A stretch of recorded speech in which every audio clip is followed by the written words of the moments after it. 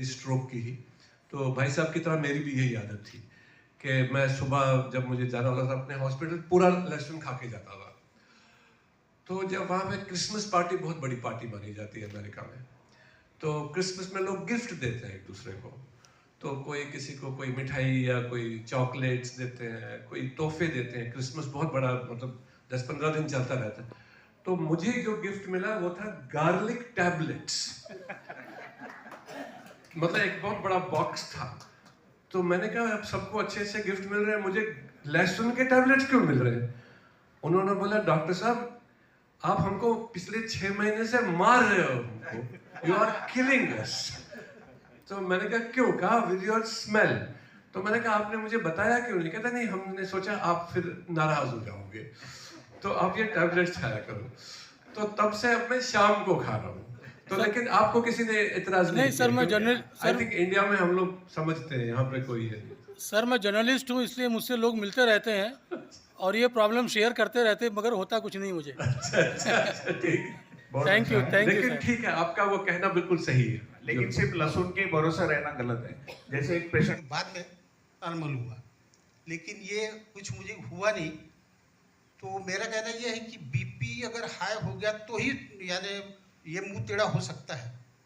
आपने बताया कि वो स्ट्रोक का भी कारण हो सकता है, तो ये मेरे साथ में हुआ, लेकिन बाद में मुझे कुछ नहीं हुआ।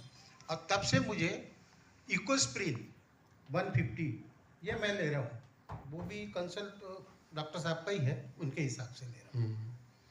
नहीं, स्ट्रोक में दो किस्म के स्ट्रोक होते हैं सर। एक होता है जो मेन स्ट्रोक है, जो हम जिसकी बात कर रहे हैं। दूसरा होता है एक छोटा स्ट्रोक आता है, उसको बोलते हैं ट्रांजिएंट इस्कीमिक अटैक, जो कि थोड़ी देर के लिए रहता है, 5 मिनट 10 मिनट, बाद में ठीक हो जाता है। हाँ, जैसे एक फिल्म होती है और एक फिल्म का ट्रेलर होता है, तो वो फिल्म का ट्रेलर है ट्रांजिएंट इस्कीमिक अटैक, थोड़ा सा वो अपना जलवा दिखा देता है। हाँ, लेकिन उसके बाद फिर वो 2 दिन के बाद आ जाता है। कई बार डॉक्टर भी उसको मिस करते हैं, पेशेंट भी उसको मिस करते हैं। मैंने खुद मिस किया अपने कैरियर में। चलो कोई बात नहीं है, थोड़ा हाथ वीक हो गया, कोई बात नहीं है, अगले दिन उसको बड़ा स्ट्रोक हो जाता है।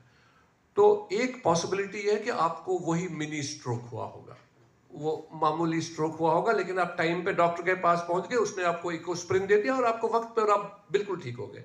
एक पॉसिबिलिटी हुआ है। दूसरा ये है कि जब किसी पेशेंट का बीपी बहुत ज्यादा बढ़ जाए ना, तो एक कंडीशन होती है, उसको बोलते हैं हाइपरटेंसिव एन्सेफेलोपैथी, कि बहुत हाई बीपी की वजह से भी इंसान थोड़ा बेहोश हो सकता है, कंफ्यूज हो सकता है, मुंह टेढ़ा हो सकता है, बाद में वो ठीक हो जाता है।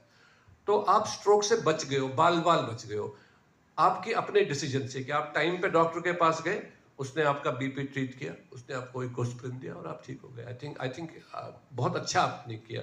Thank you sir. और दूसरा एक सर, कि जो ब्लॉकेज होते हैं हमारे हार्ट में, यानी जो ब्लड फ्लो होता है हमारा, वहाँ जो ब्लॉकेज होते हैं वो तो खाने से ही होते हैं। जो फूड हम लोग खाते हैं आजकल, रिफाइंड वाला सब, ऑयली वगैरह, वो तो नाइट्रिक ऑक्साइड ये जो है, इसका क्या उसमें रोल होता है सर? नहीं, नाइट्रिक ऑक्साइड का खाने से कोई ताल्लुक नहीं ना, तो वो शरीर में बनता है ना। नहीं, हाँ, उम्र लेकिन के वो हिसाब बनता से है। बनता है। हाँ, हाँ। उम्र के हिसाब से वो यानी कम कम होते जाता है।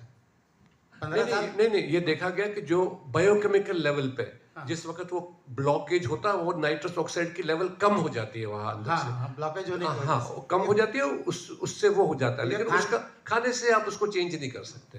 तो रूटीन अपना चेंज करना चाहिए ना। रूटीन चेंज, खाना अच्छा होना, एक्सरसाइज, बटर लेना चाहिए अच्छे से, ये चीज़ है। एंटीऑक्सीडेंट का बटर नहीं लेना चाहिए। बटर नहीं, मगर आप घी ले सकते हो। मगर कौन सा घी? प्योर घी।